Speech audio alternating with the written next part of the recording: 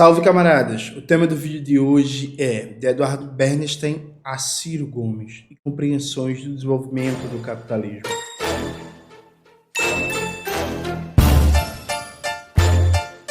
Antes de começar propriamente o tema do vídeo do canal, quero muito agradecer a você que ajuda a manter e melhorar nosso canal a partir do Apoia-se. Seu apoio é fundamental para a gente continuar o nosso trabalho. Note, eu sou um assinante da newsletter do Ciro Gomes. Acho que vem contribuições interessantes ali para pensar a política econômica do Brasil, vem dados muito bons e tal. Inclusive, deixo como sugestão aí a turma que está com o Ciro Gomes para melhorar a navegabilidade do site. Acho bem precária, bem ruim, mas enfim. E aí na newsletter 4, agora acho que é a 4 o número, veio um comentário do Ciro sobre a crise no PCB, né? Um comentário, inclusive, bem sóbrio, bem simpático, bem educado. Eu agradeço, inclusive, o comentário. E aí, deixa eu abrir aqui para vocês, né? Tá aqui o comentário do Ciro sobre a crise no PCB. Faz um comentário, inclusive, que faz um elogio a mim. Repito, agradeço, Ciro, o comentário. Só que aí eu quero aproveitar esse comentário do Ciro para fazer um debate teórico, né? Um debate teórico respeitoso, sério e fundamentado com ele, todo mundo que acompanha ele, todo mundo que acompanha o canal. Repare, no comentário que o Ciro faz, o trecho que mais me chamou a atenção foi isso aqui, ó.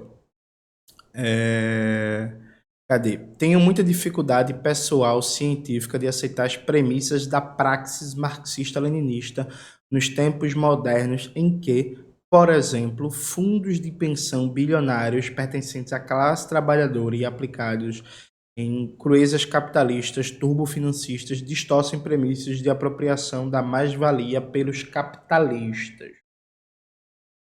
O que Ciro aqui está falando é um argumento bem recorrente, que nos últimos 150 anos de capitalismo, a propriedade dos meios de produção vem deixando cada vez mais de ser uma propriedade pessoal. Ou seja, se quando Marx e Engels escreveram o Manifesto do Partido Comunista era comum você ter um burguês que era dono da fábrica e que muitas vezes, inclusive, ia para a fábrica historiar o trabalho dos operários, dos contramestres, trabalhar na administração da empresa, aquele burguês que você tinha a família X e aquela família X era a personificação da propriedade, né? A propriedade estava no nome dela. A partir de 1860, isso acelerando na era do imperialismo, você tem cada vez mais uma pulverização das formas de propriedade, uma rede muito intricada na própria reprodução do capital. Então, um exemplo que o Ciro dá é muito bom, que é, por exemplo, um fundo de pensão, formalmente pertencente à classe trabalhadora, que tem vários investimentos em empresas privadas, em iniciativas governamentais, em PPPs, em títulos de dívida pública, em especulação financeira, em mercado imobiliário, por aí vai. Você tem todo aquele processo de acumulação de capital que formalmente você não tem um burguês ali, né? Aquele indivíduo burguês que a gente via no século XIX, na época que Marx e Engels escreveram o Manifesto do Partido Comunista. Então, nos últimos 20 anos, mas nos últimos 20 anos principalmente, muita coisa foi escrita sobre como não dá mais para falar de burguesia e como a própria classe trabalhadora virou uma classe dominante a partir desses fundos de pensão, né? Um processo geral de aburguesamento da sociedade no sentido não político ideológico, como se usou por muito tempo no final do século XIX e começo do século XX, né? Quando os partidos operários se transformaram em partidos reformistas, em muitos casos partidos liberais, se falou de um aburguesamento da classe trabalhadora desde uma perspectiva política e ideológica. Quando a gente fala aqui em aburguesamento, está falando uma classe trabalhadora cumprindo um papel que deveria ser da burguesia no processo de acumulação de capital, assim. Aqui no Brasil, inclusive, o Chico de Oliveira, sociólogo muito conhecido, faleceu há algum tempo. Ele chegou a falar que se formou uma nova classe em torno de ex-sindicalistas, né, da CUT e do PT, que quando o PT chega ao governo, esses sindicalistas passam a administrar fundos de pensão milionários, bilionários, e se transformam numa nova classe, o que explica o amoldamento do PT, uma parte, né, do amoldamento do PT à política neoliberal. Então, veja, não é um debate antigo, e é um argumento que é bom, veja, não estou desdenhando o argumento de Ciro Gomes, não, é um argumento que é bom. Só que eu acho que tem um problema nele, que é, desde o começo, surgimento do capitalismo, já ali uma tendência à despersonalização da propriedade jurídica dos meios de produção. Ou seja, se é verdade, quando Marx e Engels escreveram o Manifesto do Partido Comunista, era comum você ter um burguês, uma família burguesa, que era proprietária da grande fábrica, da grande mina, que era muito fácil você entender quem ele explorava, porque você via claramente o contraste entre o burguês rico, dono da fábrica, e os operários. Já na época de Marx e Engels, o desenvolvimento das bolsas de valores, das sociedades por ações, foi provocando uma pulverização da propriedade, e já Marx e Engels viram trabalhadores sendo cooptados para investir em empresas comprando ações de baixo valor e esperar uma rentabilidade daquele investimento que pudesse mudar sua condição de assalariado. E aí, isso vai se desenvolver cada vez mais da virada do século XIX para o século XX. Inclusive, se vocês pegarem o famoso livro de Rosa Luxemburgo, Reforma ou Revolução, no âmbito do Bernstein Debate, vocês vão ver que um dos argumentos do Eduardo Bernstein é que o desenvolvimento das bolsas de valores, das sociedades por ações, o crescimento de uma política de captação de recursos a partir da venda de ações cada vez menores, né? E aquela divisão. Então, tem algumas ações que dão direito à decisão no gerenciamento da empresa, já outras de mais baixo valor não dão direito ao conselho da empresa, só dão um retorno, e aí você pode comprar, você pode ser um operário, ter uma poupançazinha e investir numa ação mais barata e tal. Já no âmbito daquele Bernstein debate, o Bernstein argumenta que a sociedade por ações estava democratizando a propriedade privada e que, na prática, a figura do burguês ia assumir e que você ia ter empresas que iam sendo já socializadas a partir do mercado, né? Então, quem leu com atenção esse livro de Rosa Luxemburgo, Reforma e Revolução, vai lembrar de Rosa batendo muito no argumento do Eduardo Bernstein. Então, veja, a tendência à despersonalização do processo de propriedade dos meios de produção é algo histórico do capitalismo que está vigente há mais de 100 anos, só se aprofunda, inclusive a própria tendência à complexificação do mecanismo de acumulação de capital, em que quem é burguês, quem é proletariado não fica assim tão claro, fica muito mais intricado, muito mais nevoado, mas o processo em si de acumulação de capital segue existindo normalmente. Veja, gente, vou abrir aqui o livro 1 do Capital, do nosso amigo Marx. E aí vou ler, para bater no microfone. E aí vou ler para vocês o capítulo 2, né, na página 159 da edição da Boitempo, em que Marx diz assim, ó, aqui as pessoas existem umas para as outras apenas como representantes de mercadoria e, por consequente, como possuidoras de mercadorias. Na sequência de nossa exposição, veremos que as máscaras econômicas das pessoas não passam de personificação das relações econômicas e que as pessoas se defrontam umas com as outras como suportes dessas relações. Ou seja, o que é que Marx está falando, né? Marx aqui nesse trecho está num debate de que os indivíduos se dão muita importância, os burgueses individualmente, mas na verdade eles são só suportes de relações econômicas, personificações de uma relação econômica. O que é uma relação de exploração capitalista? Uma relação capitalista é uma relação em que os meios de produção são geridos de acordo com a lógica do lucro, como racionalidade máxima, e que essa lógica do lucro está fundamentada numa separação dos produtores diretos dos meios de produção, ou seja, a classe trabalhadora não detém, não controla os meios de produção, a produção não atende aos interesses da maioria da população, né? E aí seja a produção de qualquer coisa, viu, gente? e a produção de serviços no comércio, na indústria, no turismo, no entretenimento, enfim. O comando da produção está separado dos produtores diretos. Você tem uma relação mercantil visando o lucro e que necessariamente uma parte da sociedade vai se apropriar da maior parte da riqueza socialmente produzida. Então, veja, essa relação capitalista fundamentada na separação entre os produtores diretos e os meios de produção, o que conforma o mercado com a produção orientada para o lucro, com a apropriação privada da riqueza socialmente produzida, ela pode existir a despeito da personificação jurídica ou da configuração sociológica entre as pontas clássicas das classes antagônicas, burguesia e proletariado. Então vamos pegar um exemplo bem comum assim. Pegar, por exemplo, um fundo de pensão. Vamos pegar o fundo de pensão dos trabalhadores do Banco do Brasil. São todos trabalhadores e trabalhadoras, correto? Correto. Esse fundo de pensão dos trabalhadores e trabalhadoras do Banco do Brasil faz um investimento na Vale do Rio Doce. Né? A Vale do Rio Doce vai extrair o minério feito por trabalhadores e trabalhadoras.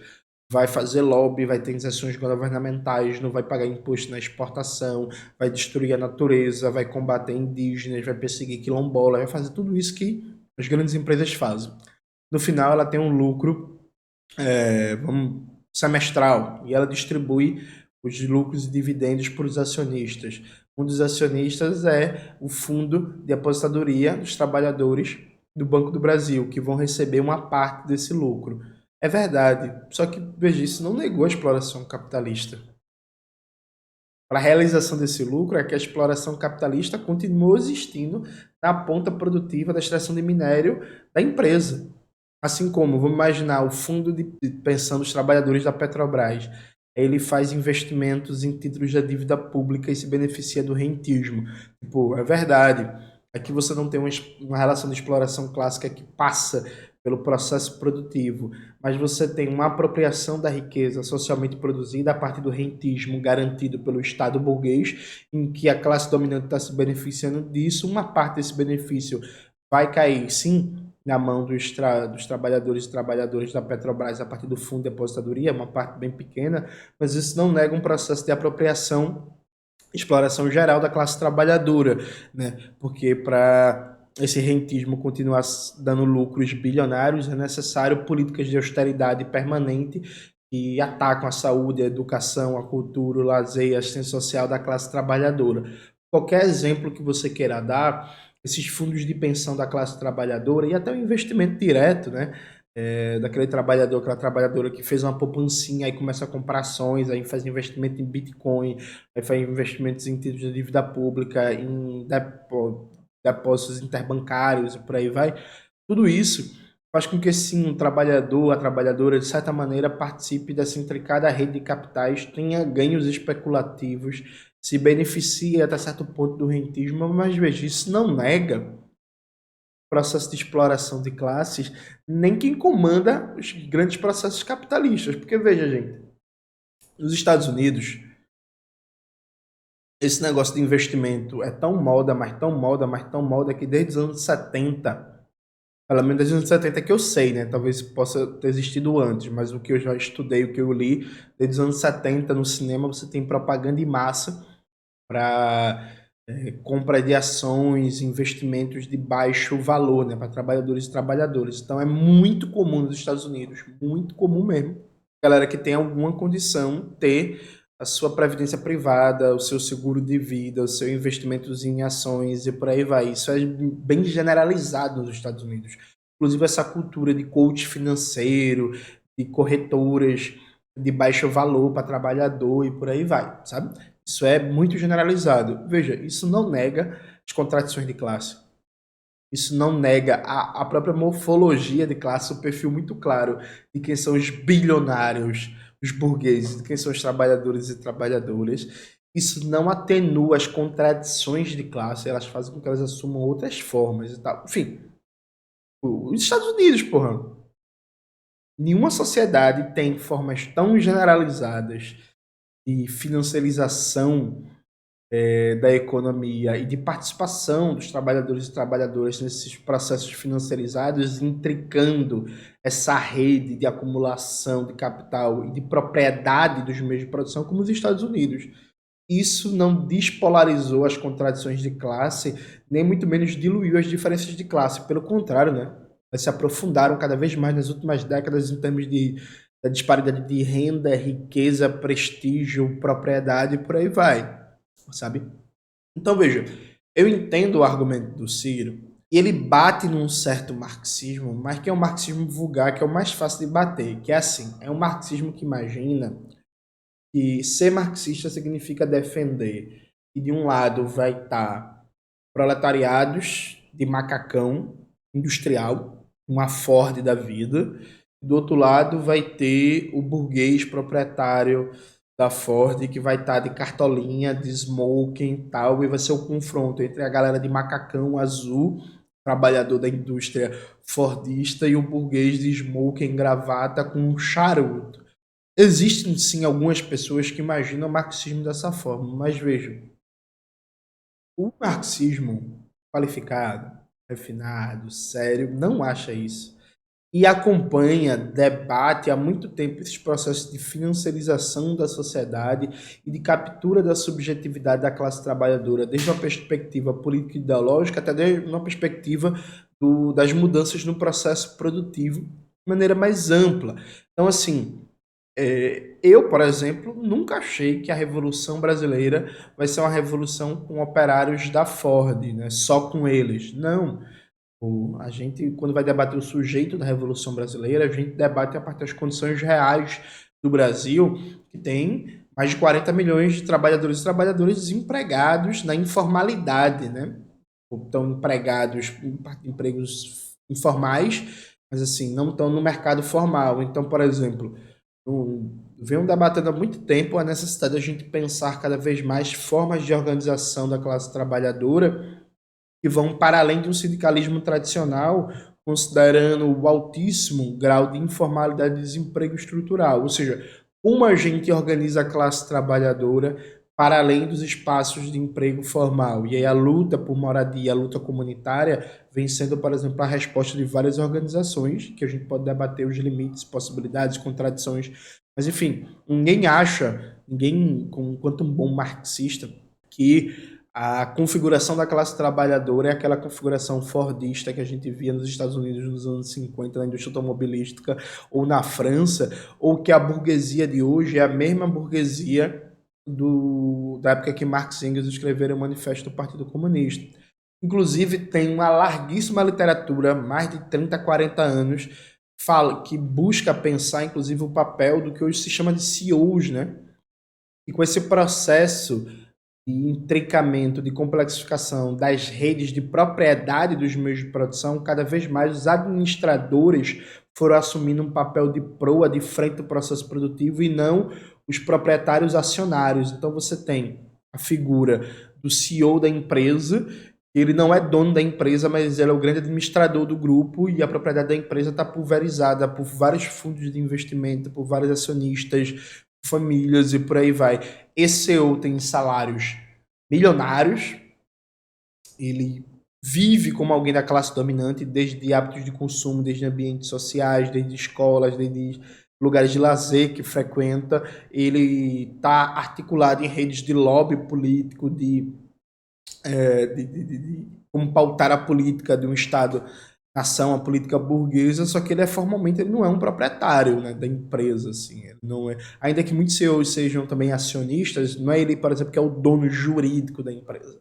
Então, tem muita gente que fala em uma tecnoburocracia capitalista, que é parte da classe dominante. Outros autores já vão falar de uma classe gerencial, que é organicamente ligada à burguesia. Outros já vão falar de um tecno-administrativismo burguês, enfim. A literatura crítica marxista está ligada a isso. Então, sim, Ciro, assim, não dá para esperar que quando a gente fala de proletariado, classe trabalhadora, a gente esteja falando de uma classe trabalhadora fordista, industrial, como a gente via nos Estados Unidos, no auge, por exemplo, da indústria automobilística dos Estados Unidos, ou da indústria siderúrgica. Só que, assim, nenhum marxista bom acha isso. Clóvis Moura nunca achou isso. Vânia Bambirra nunca achou isso. O Mauro Marini nunca achou isso. Florestan Fernandes nunca achou isso. Eliette Safiotti nunca achou isso. E a gente pode ir citando vários e vários nomes. Então, veja, o Ciro faz uma boa provocação, mas é uma provocação facilmente compreendida para a literatura marxista. O que existe, e aí vou dar um pouquinho de razão a Ciro. Eu acho que existe falta de agitação e propaganda, debate teórico e produção por parte das organizações marxistas em compreender quem é o sujeito da Revolução Brasileira. Eu acho que falta maior mergulho nisso. Falta maior mergulho em compreender quem é o proletariado brasileiro. Isso se expressa, inclusive, na prática política, para além da reflexão teórica da publicação. Então, quem acompanha aqui meu canal, viu que eu passei o ano inteiro, né, debatendo como os marxistas falharam em abraçar a luta do piso da enfermagem e a luta da categoria, uma categoria de mais de 2 milhões de trabalhadores e trabalhadoras, a maioria mulheres, boa parte delas mulheres negras, uma categoria estratégica e que tem uma respeitabilidade social muito boa e que seria muito importante como ponta para, por exemplo, fazer trabalho comunitário, fazer trabalho territorial, e que na luta do piso da enfermagem, me desculpe, gente, mas as organizações comunistas não deram peso que se poderia, que se deveria dar. Então, por exemplo, se a gente tem um debate sobre quem é o sujeito da Revolução Brasileira, quem é a classe trabalhadora brasileira, e esse debate é sério e consequente, uma das consequências desse debate, para mim, deveria ser que os trabalhadores e trabalhadoras da saúde são a categoria estratégica, e que dentro dessa área, agentes comunitárias, enfermeiros e enfermeiras, auxiliares e técnicos de enfermagem são a categoria fundamental não só para a organização de um sindicalismo classista e combativo, mas para fazer trabalho territorial, porque, gente, olha, se tem um povo que é respeitado, é agente de saúde comunitária na comunidade, enfermeiro, enfermeira, técnico de enfermagem e tal. É uma porta de muitos outros trabalhos. Por exemplo, onde tem uma enfermeira numa comunidade, já falei isso várias vezes, é normalmente ela que é chamada quando o menino está passando mal, quando alguém tem uma diarreia, quando tem uma pessoa idosa sem conseguir respirar direito e tal, e tem todo um processo de gratidão, de porra, valeu, pá. E aí se você chega na comunidade com essa pessoa, tendo ela como referência, ela dizendo assim, ó, esse pessoal aqui tá comigo, quer que faça um trabalho na comunidade, a recepção das pessoas é outra, sabe? Então, por exemplo, há um déficit de análise aqui, e é um déficit de análise que se transforma também num déficit de prática política, né? Então, tem até um bom sentido da provocação, mas eu acho que é uma provocação fraca. O debate marxista vem há muito tempo acompanhando essas transformações das relações de propriedade no processo de acumulação capitalista que não negam, não atenuam as contradições de classe, mudam em alguns aspectos a morfologia da classe, apresentam novos desafios sobre a captura da subjetividade da classe trabalhadora, sobre o processo de financiarização da classe trabalhadora. Cada vez mais eu conheço gente da minha rua, da minha convivência, que fica vendo esses negócios de coach financeiro. Por exemplo, estava conversando ontem, pô, um cara que é barbeiro na minha rua e o cara investe em Bitcoin. Assim, o cara tira com a barbearia dele 2.000 conto por mês, que é tipo um salário mínimo e um pouquinho mais, né? Quase um salário mínimo e meio. O cara investe em Bitcoin. Uma viagem, porque ele viu, tem um Instagram de 2 gêmeos otários aí que ficam falando para investir em Bitcoin. O cara assiste e acompanha esses gêmeos aí, esses imbecis, investindo em Bitcoin. Então, tipo, eu venho lendo, estudando, venho pensando questões práticas sobre isso também, que em breve eu vou estar desenrolando ideias aqui com vocês no canal. Então, assim, tem desafios, viu, gente? Não são desafios pequenos. É tipo assim, caralho, esses coach financeiro branco do Sudeste, de família rica, que finge que ficou rico fazendo investimento especulativo, conseguiu convencer o barbeiro da periferia de Recife, que ganha 2.000 conto, que é meio evangélico, inclusive, a investir em Bitcoin. Porque ele vai mudar de vida ganhando dinheiro com Bitcoin. Isso não é fácil. É isso, assim. Isso não é fácil de resolver. Mas não é isso, Ciro, que anula os fundamentos da praxis marxista-leninista. Na dúvida, eu recomendo muito, primeiro, que vocês leiam o livro 1 do Capital, que Marx já está apontando essas tendências do capitalismo que a gente vê hoje de maneira escancarada, que vocês leiam o Reforma ou Revolução de Rosa Luxemburgo para ver que, de certa forma, o argumento do Ciro Gomes já está ali no Eduardo Bernstein. É importante compreender isso e vamos desenrolando ideias sobre isso. Espero muito aprofundar esse debate no canal sobre quem é o sujeito da Revolução Brasileira. É isso, galera. Espero que vocês tenham gostado do vídeo de hoje do canal. Não se esqueça de se inscrever no canal, ativar o sininho, curtir esse vídeo, compartilhar e tudo isso que vocês já sabem. Um beijo e até a próxima.